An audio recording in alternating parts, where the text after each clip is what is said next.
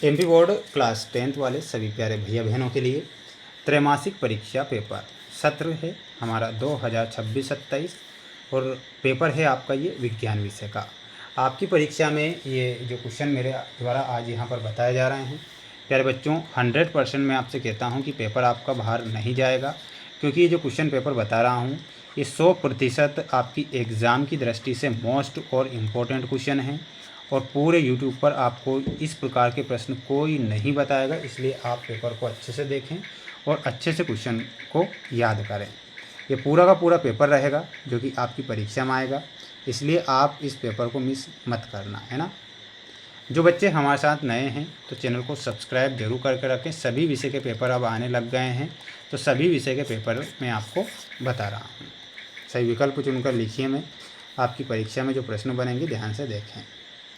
जब किसी वस्तु को अवतल दर्पण के सम्मुख वक्रता केंद्र पर रखा जाता है तो प्रतिबिंब कहाँ पर बनता है? प्यारे विद्यार्थियों, प्रतिबिंब वक्रता केंद्र पर बनता है। जब किसी वस्तु को अवतल दर्पण के सम्मुख वक्रता केंद्र पर रखा जाता है तो प्रतिबिंब बनता है वक्रता केंद्र पर। मानव नेत्र कार्य करता है तो मानव का जो नेत्र होता है वो सूक्ष्मदर्शी की तरह कार्य करता है, तो इसमें लिखना है आपको सूक्ष्मदर्शी। केंद्रीय तंत्रिका तंत्र में होते हैं तो केंद्रीय तंत्रिका तंत्र में होते हैं मस्तिष्क प्लस मेरुरज्जु, तो यहाँ पर आपको क्या लिखना है? मस्तिष्क प्लस मेरुरज्जु लिखना है। धारामापी यंत्र क्या है? तो धारा को किस में मापा जाता है? आप सभी बच्चे जानते हैं कि धारा को अमीटर के माध्यम से मापा जाता है, तो यहाँ पर आपका आंसर होगा अमीटर। स्क्रीनशॉट लेकर चलना है और याद करना है।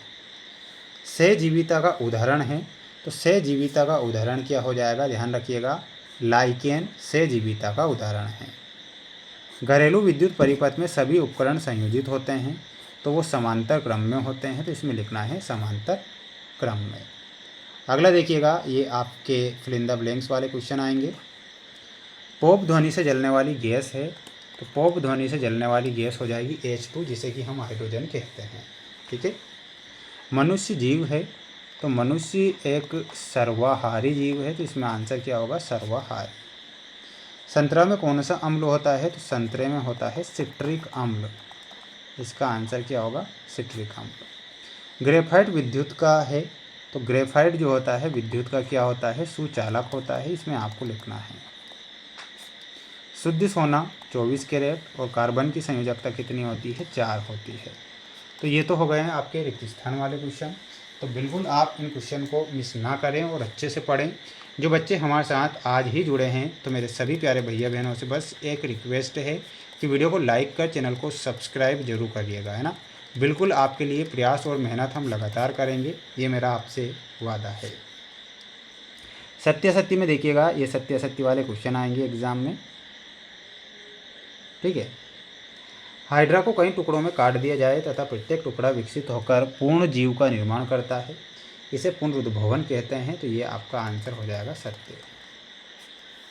नर लक्षणों के लिए एक्स गुणसूत्र उत्तरदायी होता है, तो ये क्या हो जाएगा? आपका असत्य। तीसरा देखिएगा, पौधे अपना भोजन प्रकाश संश्लेषण की प्रक्रिया के द्वारा बनाते हैं, तो ये आपको क्या लिखना है? सत्य लिखना है। चौथा है, अवक्षेपण अभिक्रिया से अविलेय लवण प्राप्त होता है, तो बिल्कुल ये सत्य होगा। पांचवा है, आहार श्रृंखला में प्रत्येक स्तर पर उपलब्ध कार्बनिक पदार्थों की मात्रा का औसतन 10% ही उपभोक्ता के अगले स्तर तक पहुंचता है, तो ये हो जाएगा सत्य। प्रेरित धारा की दिशा ज्ञात करने के लिए फ्लेमिंग के बाएं हाथ का नियम का प्रयोग किया था, तो ये क्या हो जाएगा? असत्य। ठीक है। तो ये सत्य असत्य वाले क्वेश्चन थे। नेक्स्ट देखिएगा, ये जोड़ी है। तारों का टिमटिमाना, तारे टिमटिमाते हैं वायुमंडलीय अपवर्तन के कारण। इंसुलिन, तो रक्त में शर्करा का नियमन। ठीक है। तो रक्त में शर्करा का नियमन हो जाएगा। एम्पियर में आपका क्या हो जाएगा? विद्युत धारा का मात्रक। बेंजीन का सूत्र होता है C2H6। वाह्य गुण सूत्र में आपको मिलाना है नर में लिंग निर्धारण। चुंबकीय फ्लक्स में आपको मिलाना रहेगा वेबर से, तो ये आपकी जोड़ी रहेगी। ठीक है। नेक्स्ट देखिएगा, ये आपके एक वाक्य वाले क्वेश्चन हैं। दो विलयनों को मिलाने पर एक अविलेय पदार्थ बनता है, यह अभिक्रिया क्या कहलाती है? तो इस अभिक्रिया को हम कहते हैं अवक्षेपण अभिक्रिया। क्या कहते हैं? तो इसमें आपको लिखना है अवक्षेपण अभिक्रिया। नेटल एक शाकी पादप है, इसके डंक से कौन से अम्ल का स्त्राव होता है? तो इसमें आपको लिखना है मेथेनोइक। कौन सा अम्ल होगा?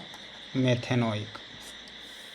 प्रकाश संश्लेषण में भाग लेने वाली गैस का नाम लिखिए। तो कार्बन डाइऑक्साइड होगी, CO2। पादपों के तने की वृद्धि में सहायक हार्मोन का क्या नाम है? तो हार्मोन का नाम हो जाएगा जिबरेलिन। इसमें आपको लिखना है जिबरेलिन। पारे की मिश्र धातु क्या कहलाती है? तो वो कहलाती है अमलगम। गुणसूत्र क्या है? तो इसमें आपको लिखना है गुणसूत्र होते हैं आनुवंशिक पदार्थ। क्या होते हैं? तो यहाँ पर आंसर लिखना है आनुवंशिक